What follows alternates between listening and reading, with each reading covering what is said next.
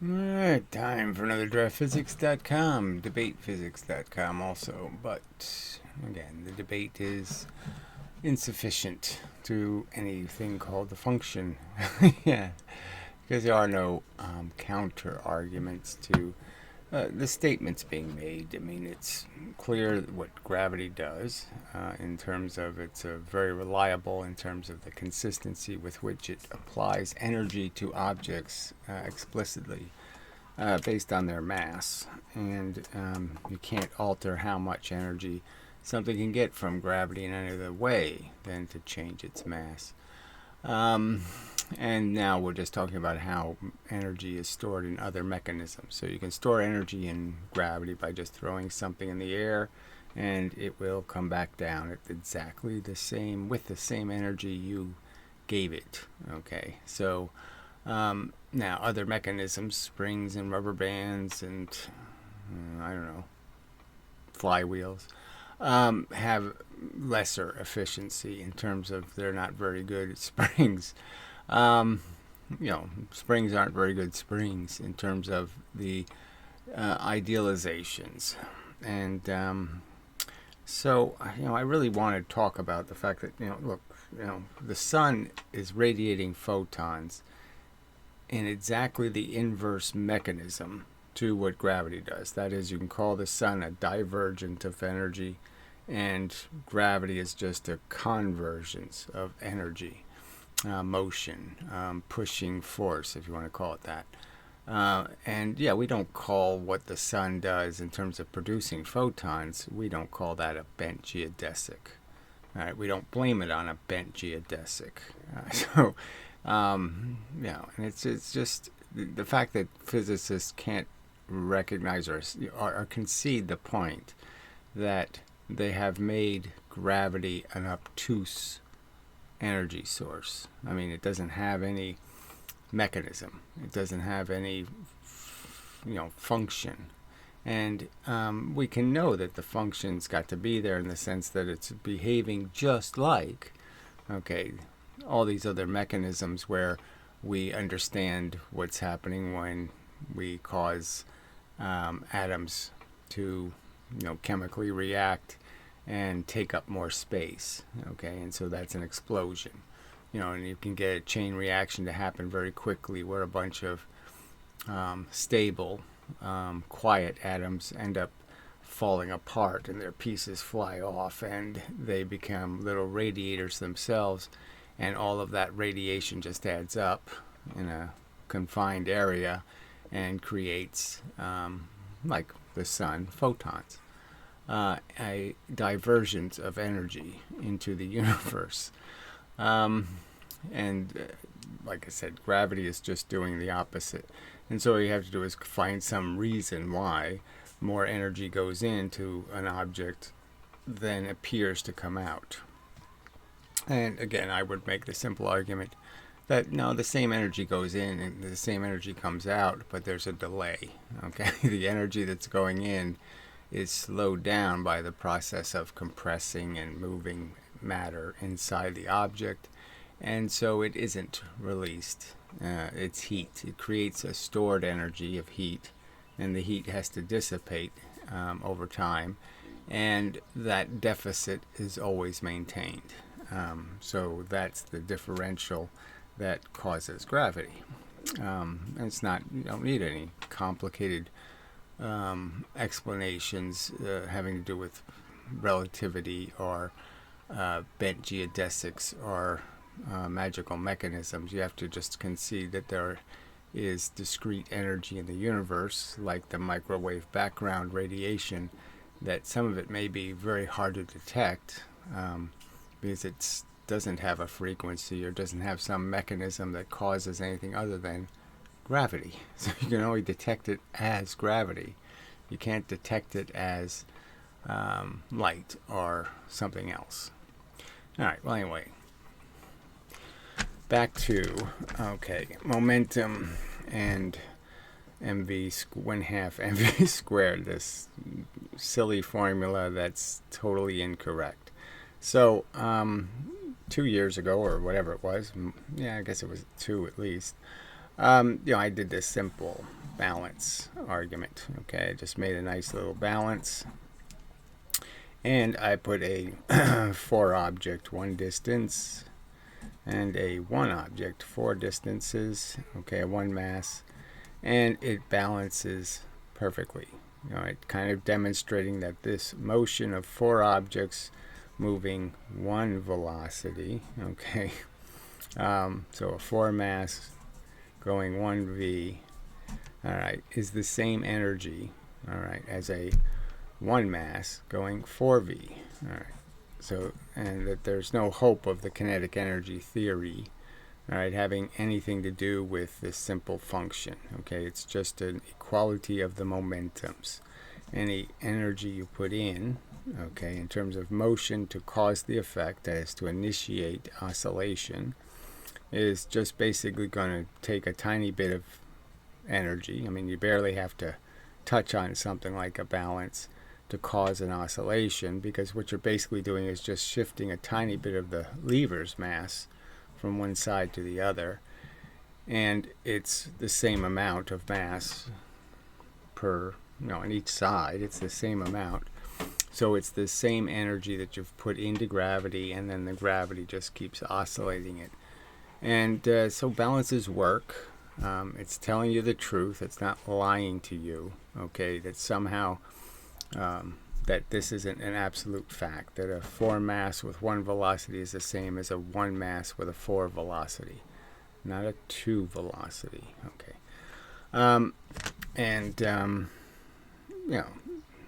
I'd say theoretically it's a sound. You can't really dissect it and find any flaw in the fact that the mechanism is using gravity. It's a reliable mechanism. It does give back a lot of energy. It will oscillate maybe 100 times. There's very little losses in the system, and it's basically just giving you this way of saying what equals what in terms of motion. All right, because the lever moves the same.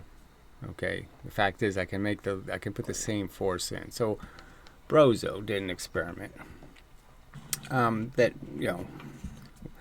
was a version of this, okay, and it's a sound idea, and it just has to do with this, my simple argument that if I have a lever and I push on it the same location, I can put almost any mass to velocity ratio on the other side, and I can find momentums that will all be the same, and at any one of those the weight, the pressure I have to apply will be exactly the same.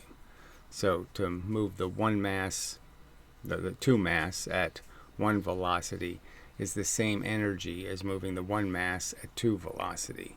That it'll weigh exactly the same. Now it'll balance on the scale just the same, but it'll also weigh the same.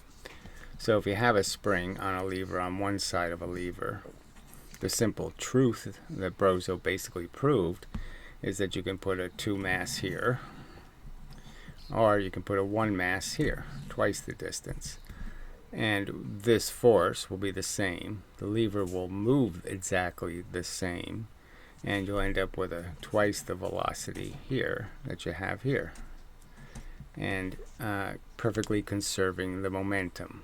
Now, he didn't get a perfect number. He got 19 and 11, but you could understand that maybe that might have something to do with the fact that he does less than precision experiments, and that a little cleaning up of the experiment would produce the a more exact comparison. Now, both Disbar and Ian Gosling are trying to somehow prove this is a lie, that this doesn't happen, that this didn't happen.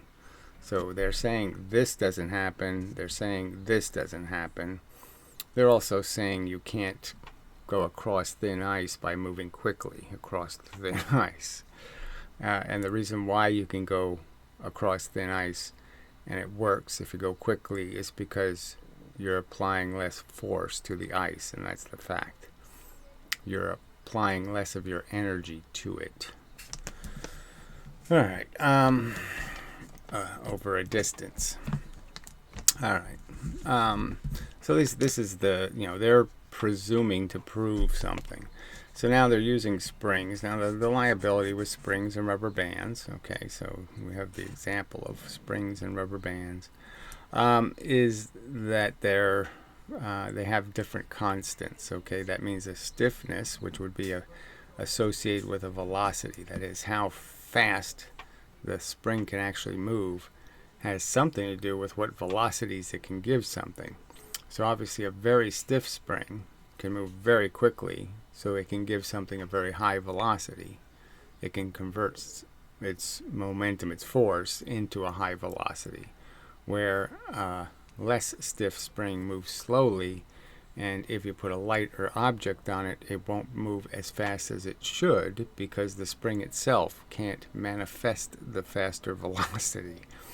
So it really is dependent on stiffness and being inside of a range for Hooke's law to apply, where there's always a certain proportionality in how much energy you put in and how much energy you get out. Well, it's just not true, okay, if you're outside those ranges for the particular spring you've chosen or the particular tension in the rubber band you've chosen. All right, so they're saying basically that, in the disc bar case, it's really quite glaring that you need 4 times the energy to move something twice as fast. Okay, so he really is literally trying to prove that. And I think obviously you can know that can't possibly be the truth. It's nonsense. There's nothing about any common event that takes place, even driving cars or spinning motors or any of that stuff, where any of that shows itself at all to be true. Obviously, depending on how you configure a mass and how you do the experiment. Now, so the ideal, Brozo was semi-clever in that when he did the billiard ball experiment, he actually cut the sides off the billiard ball, the part that doesn't touch the surface. So he had basically 2 objects that had the same surface contact and different masses. So that was reasonable. But these experiments, no, there's no such thing. So they're piling weights on. Now you can sort of understand, if you pile weights on, this last weight doesn't stay on the surface you're pushing very long. So if I put one object here, it rubs against the surface this whole distance. Now if I put 4 mass on here, well, this piece isn't going to be on the surface much at all, and this piece will be even a little bit more, and this one a little bit more. But they're obviously not going to be 4 pieces that would be moved across the surface as if they were this way, coming down. So obviously there's these disproportions, and then you get into the whole argument that, well, if the spring can't manifest high velocities, that is, the spring can't move fast enough, well then, yeah, it can't give the energy to the lighter object. So a simple way to understand it is that the spring has a motion. Let's say I compress a spring, all right, to a certain compression. Then I just release the spring, right? So I compress the spring and I just release it, nothing in front of it. It's got a maximum velocity, okay? There's a certain V, question mark, okay, that it's going to be able to produce as a speed. And so you can understand that anything you put in front of it, now it has to attempt to give that mass the speed it's capable of. But the problem is that as the spring starts off going very fast, well, it's the wrong way to put the arrow. Okay, so if you're going to chart it, the spring produces a high velocity, and then its velocity diminishes, and the object is going to be exactly the opposite. It's going to be going slow to start, and then it's going to be hit a maximum velocity. And the problem is these 2 arrows cross somewhere, and where they cross, the spring's energy is lost. So you can understand that once the spring gets the object going to a fast enough velocity, the spring's energy is going down, so the energy it has to give is going down, and there's a point where the object's going too fast for the spring to still be in contact with the object. That is, the spring can't move as fast as the object's moving, and therefore the spring isn't going to be able to give all of its energy back, because it's going to just end up being stuck in the spring. And you see that in the sense that a spring will expand, push the object, and then the spring will do this oscillating thing, indicating the spring still has a big piece of the energy.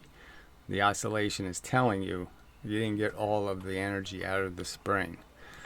So it's a liability in terms of any spring is going to be more efficient at pushing objects slowly than it is going to be at pushing objects quickly. So the higher the range or difference in the velocities of the objects you're trying to move with a spring, the more of a degrade or a bias against the lighter objects there'll be. And so, all these springs have this liability, and especially it's a liability in terms of when the force you're putting in isn't, where you can put the force in slowly, always slowly, and but you're releasing it at various speeds. So you can understand that, yes, you can put a very reliable amount of energy into a spring, but you might not be able to get that reliable amount of energy out of a spring or a rubber band. And it really takes some engineering skill to know what kind of tension you need in the spring or in the rubber band to be able to stay within a range that can handle the mass differences you're attempting to push at what velocity. So I would argue that Dispar's results are tainted by the fact that he doesn't care about any of these variables, all these practical facts. And the same is true for Gosling, except he's even dumber in the sense that I didn't even watch the video on this subject because this is already well established physics. So you're going to just launch objects into free space, okay? So you're just going to shoot something and there's free space. It can just move through the air. And ideally it would be done in a vacuum or in space itself. And the simple, just really simple truth is if I have two objects and I give them two different velocities, so we'll just say V1 and V2, okay, indicating twice the velocity. We know that in space they're just going to travel a distance in an amount of time, and that the one that's going twice as fast will in fact go twice the distance, okay, in any given amount of time. So I can make it a minute, a second, a year, a decade, a millennia, a light year. It doesn't matter how long a time period I take. This will always be a 2-to-1 ratio, okay, because it's the velocity, it's only one force involved. Now, all the physicists that I've ever seen, ever, all concede, let's start over, all concede that the acquisition, when a material object acquires motion, that it acquires it in independent vectors.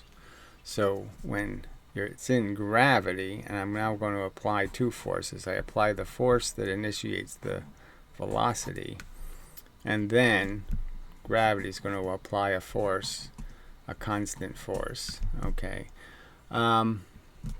in another direction. And these two forces are completely independent. The object really won't travel, okay, this path. That'll be its path, okay? So its path will be a path, but what it's really doing is it's still going this way, and you're just adding another force going this way, and that's all there is. And so we know how reliable gravity is, and frankly we know in a vacuum we know how reliable a velocity is. So this is something you could just understand formulatically. You can understand it's a formula, it's a basic simple mechanism.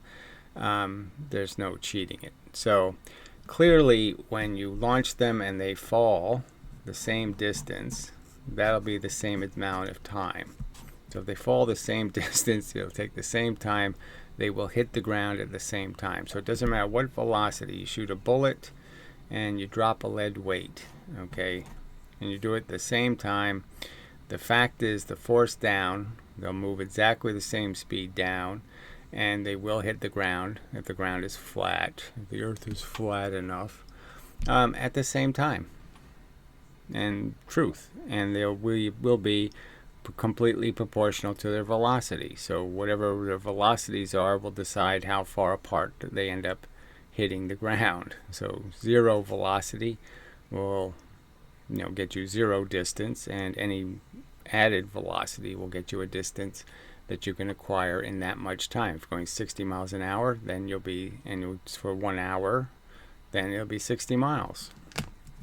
So you could argue that, okay, well, we're just going to prove that it's, that we're going to use distance. Then we know that in space, or in this experiment where you shoot the object completely horizontally, okay, no vertical angle, that it proves, okay, that twice the velocity is twice the energy because it goes twice the distance. Now, I wouldn't say that because you're not collecting the energy in any way. Okay? You're just watching the motion you've given things act out. So he's changed the experiment. All right.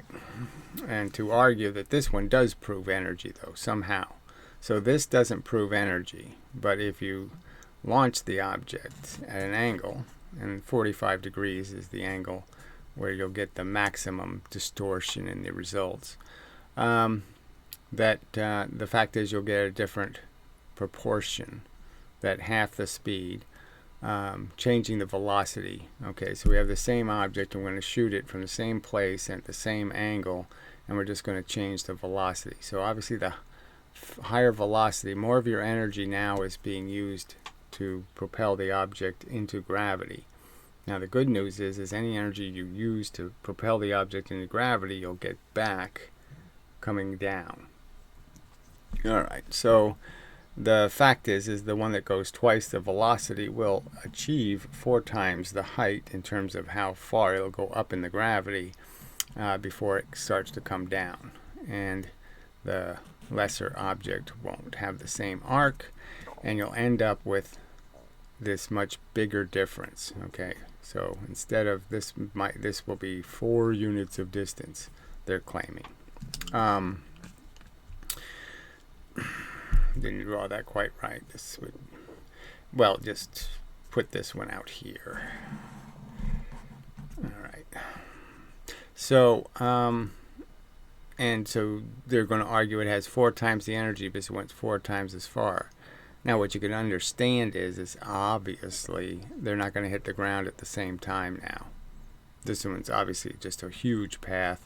It's taken a bunch of time going up in the gravity. It's going to take time to come down in the gravity. So this one's going to hit the ground a lot later. And so the simple truth is all you've done is extend the amount of time before the object hits the ground. So by extending the amount of time the object has to travel in this direction, right? So it has a velocity in that direction. And this one only has twice the velocity, but you've given it twice the time.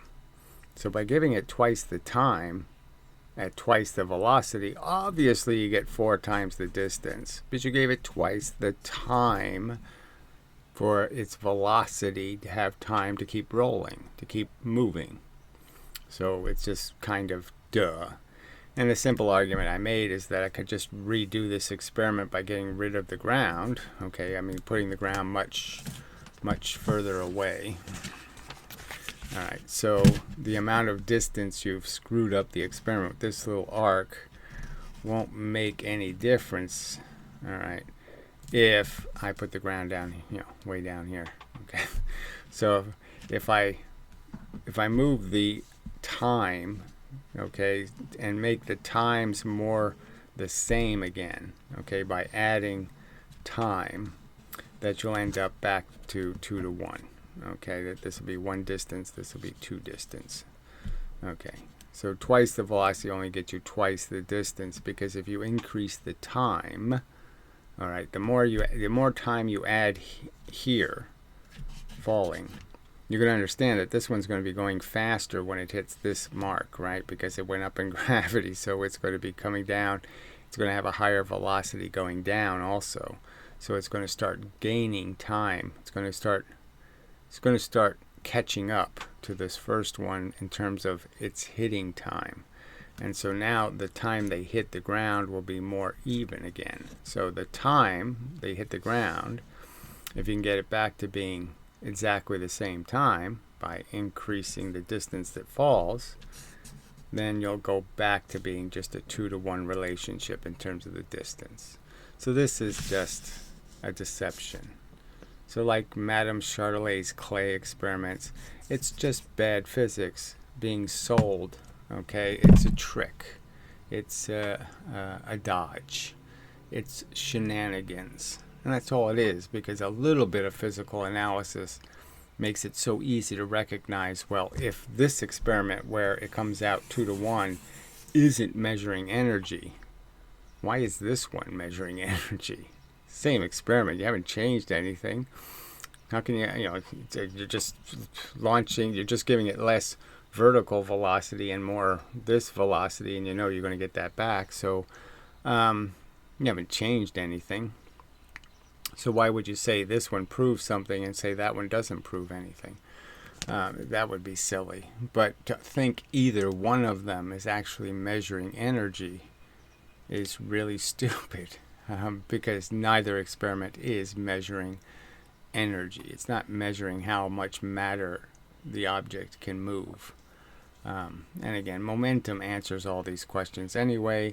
There's just masses and velocities in the universe, and that's all there is, and there's no squared velocity function. You can't make more energy by making small things go fast than big things going slow. 1,000 atoms going 1 mile an hour is the same capacity to exchange and make things move, the same heat as one atom moving 1,000 miles an hour. Same exact heat. Same exact capacity to move other pieces of matter, to exchange. Same amount of money, okay? $1,000 bill, same as 1,000 $1 bills.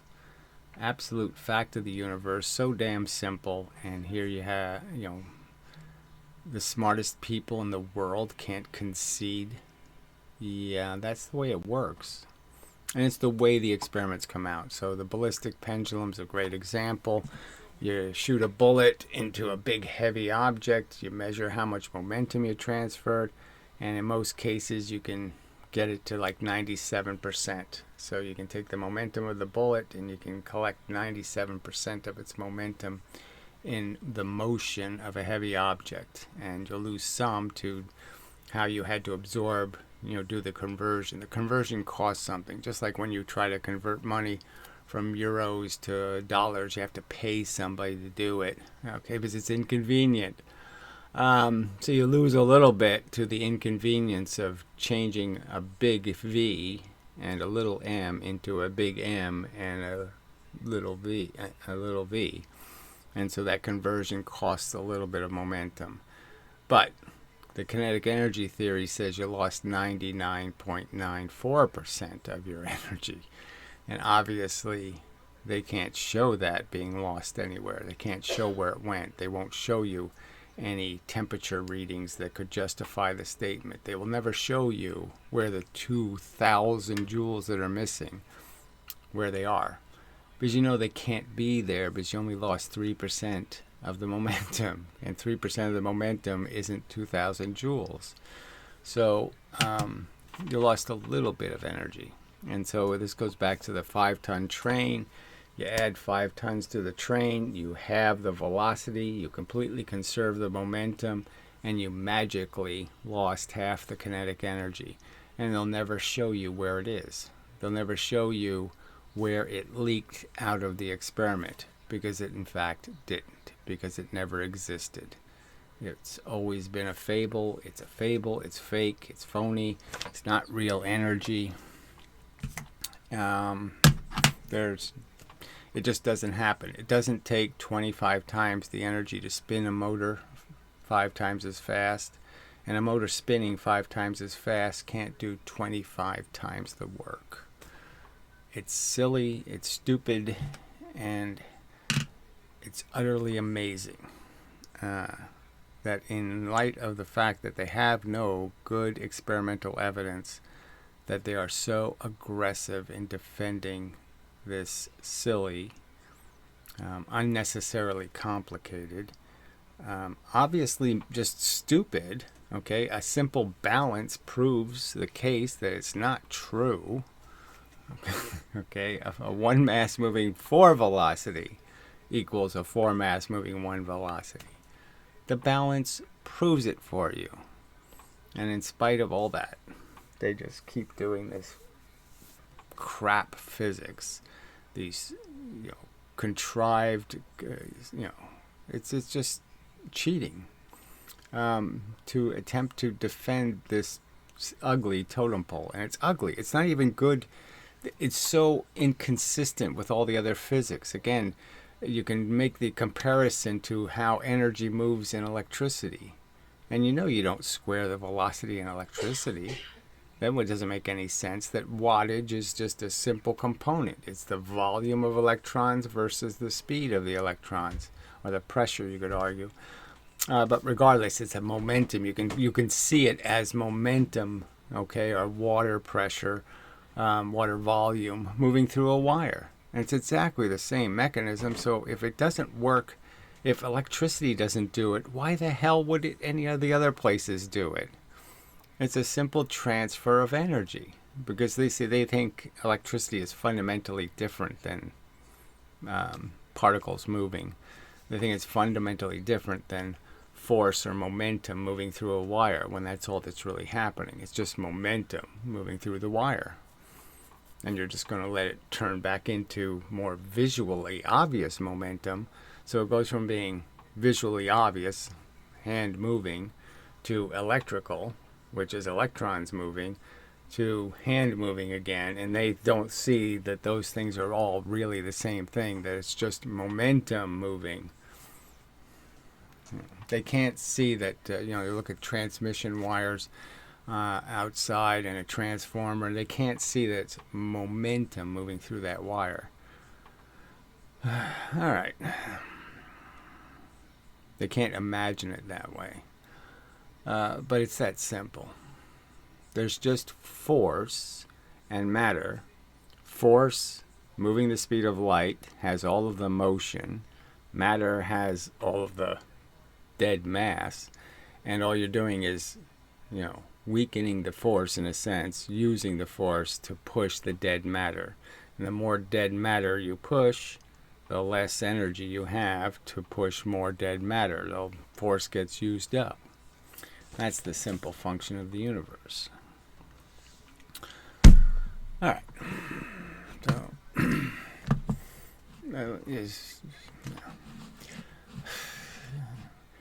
we can't, if you expect something to change, as Einstein would say, you're out of luck.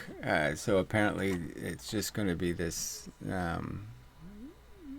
belligerent ignorance against reasoned arguments, and it's just going to keep doing. We're just going to keep having to do this bullshit until somebody with some sort of accountability and credibility is willing to debate this silly, idiotic theory, the silly history. The history is disgusting in terms of the complete lack of evidence for anything stated by physicists, on the subject. I mean, the invention of this silly formula was just such a gigantic, it was a bigger mistake than assigning plus and minus wrong. I mean, it was just so stupid. But you go back to wave particle. That was also nonsense. Anytime there's an on-off pattern, we have to assume it's some sort of interference. No, you don't have to do that. So their axioms are just really bad, and they're so aggressive. They want the universe to be cockeyed and crooked. They want it to have some sort of free will in it, and other kinds of nonsense, and so they have to make it all perverse and bizarre. And it's just so stupid, and such a waste of intelligence to go with the very unlikely, bizarre explanation when you have a simple one. Again, you don't call the sun generating photons. You don't say, oh, a bent geodesic is causing it. You don't say that. Because you don't need to. Because it doesn't, that obtuse language doesn't have anything to do with the simple fact that it's just diverging energy. It's diverging in 2 dimensions. And that's the inverse square law. And gravity is doing exactly the same thing in the sense it's just a convergence, and it's converging in 2 dimensions and creating an inverse square law. So the obvious explanation is the sun is energy releasing from a point, and gravity is energy converging to a point. But the trick is it doesn't really converge. It just gets used in both directions, causing stuff to move, which uses the force. When matter moves, when electrons and protons move, a force has to be used. It's not doing something else in the universe. It's being used to move the matter. And until you put it back, until you stop using it, you have an inequality in the amount of where the energy would have been.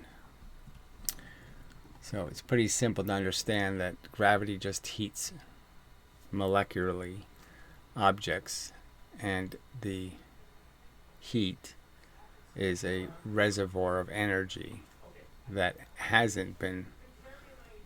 isn't back in the universe. It's the differential, and it's a constant differential. And so that's why there's a constant force of gravity, is because you're caused a constant differential. You have to keep, to maintain the heat, you have to keep putting heat in. Simple truth. There's no such thing as an insulator. There's no, you have to account for it. You have to keep pumping it to keep it hot. All right. So, till the next time and such, and so forth and whatnot. It's just all very disappointing. Can't find any intelligent commentary. Nothing. Just stupid, silly crap.